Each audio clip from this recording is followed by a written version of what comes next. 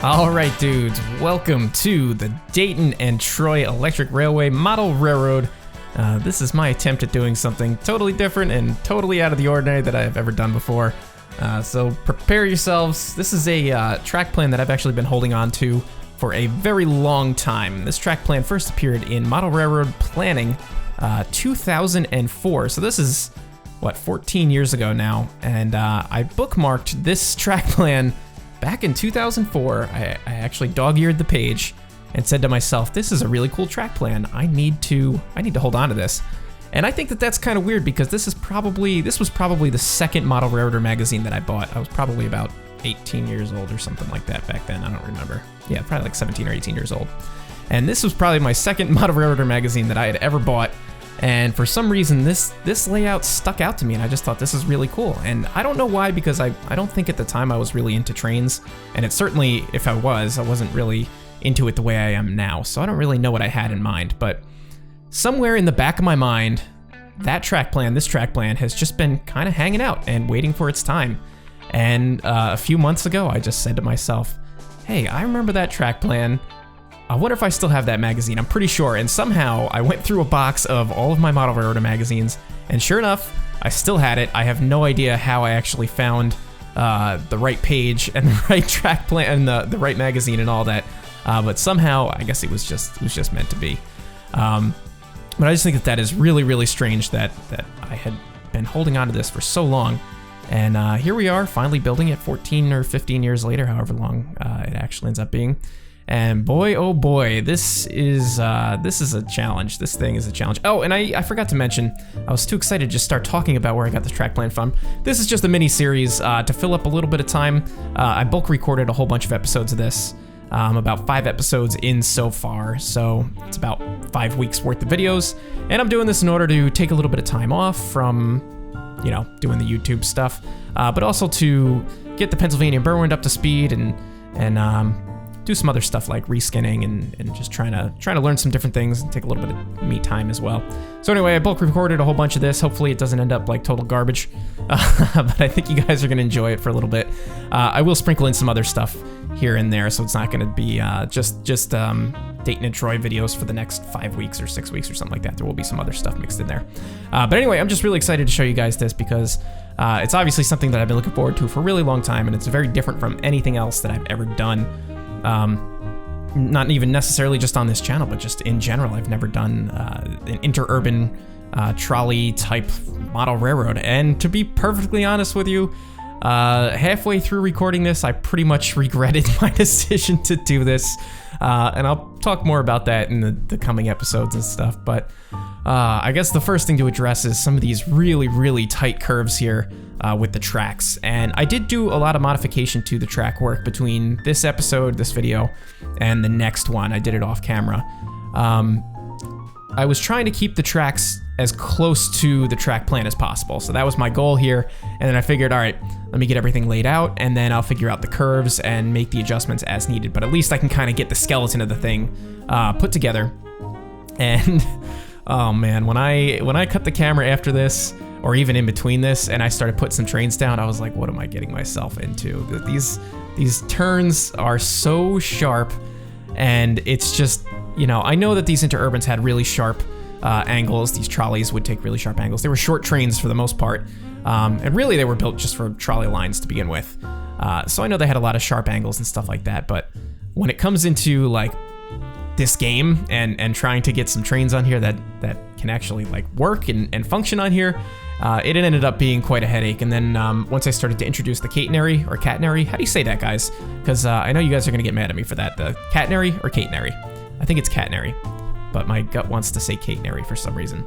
Once I started to introduce that, the headache really, really set in, and I think you guys are probably, I'm expecting a lot of guff from you guys. I'm not trying to call you guys out or anything like that, but I know that there are problems. Once I start getting those wires in, but I'm way ahead of myself, but I'm just saying this was a very, very, very challenging build. I'm not done with it at the time of this recording. I'm still, like I said, about 5 episodes in. I'm expecting it to be maybe like 7, 8, or 9. I don't think I'll get to 10, so it'll probably be somewhere like 7, 8, 9. It depends on how much I want to include in each video, build video. But like I said, these are just supposed to be kind of shorter episodes and just something to kind of have some content on my channel and work while I, hang out and enjoy my summertime and do some other stuff. But this is definitely a unique project for me and a very, very challenging one. No doubt about that. But back to the track, I did have to do a lot of modifications to how these corners are and these bends because they are very sharp, like just going right off of the track plan. So some modification had to be made. I had to remove some tracks and I stretched out some junctions a little tiny bit. I had to take some artistic license a little tiny bit to just get some stuff in there. And one thing at the end, you'll see there's going to be like a span of, I think it's at the end of this one, a span of track that's an elevated track that goes right through the town. I totally eliminated that because you'll see it in episode 2. It becomes a real nuisance. Yeah, so once I started introducing freight cars and stuff like that, these junctions were so tight that the freight cars would just be clipping into each other, not even just like the couplers or anything like that. I mean, the entire side of like a boxcar would be clipping into another boxcar. So it became a little bit problematic. Lots of things have been modified since then, so don't be too shocked by the next episode if things are a little bit different. But anyway, I'm really excited about this build. I think it's going to be really cool so far. What I've gotten done, I think looks really great. I'm trying to go a little bit more detailed with it, as you'll see in the coming videos. I'm trying to add more people and some more life to the scenes so that I'm not just kind of like throwing down track and then putting some buildings around it. I am trying to introduce a little bit more of an environment to it, which is a little bit challenging. It's not something that I do too much of because it's just really hard to find really good people assets. And it's even harder to find really good people assets for this particular era. But I think kind of what I've been getting so far is acceptable enough. I think it works and it's looking pretty good. So I guess this is supposed to be a Midwestern track plan. I read the article quite a while ago, so I can't, like a couple months ago at this point. So I can't exactly remember the locale, but I believe it's supposed to be in the Midwest. I'm kind of like flipping through it right now. Obviously, one of the big downsides to doing something like this in Trainz is that there is a very big lack of assets for this sort of deal. So you're gonna see probably the same couple of assets, locomotives and trolleys being used over and over again. If you know of anything else and I've somehow missed it, and because of how the download station is organized, please leave me a comment or shoot me a message on Discord or something like that and let me know if you know of any other locomotives or trolleys or anything like that. I searched high and low. I searched interurban. I searched trolley. I searched electric.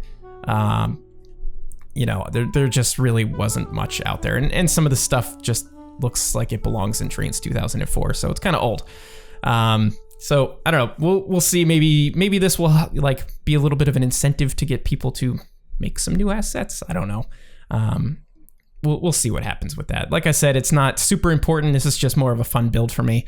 I wanted to do something that had a little bit more of a theme to it and was a little bit easier for me to just do a whole bunch of builds all at once or a whole bunch of episodes all at once rather.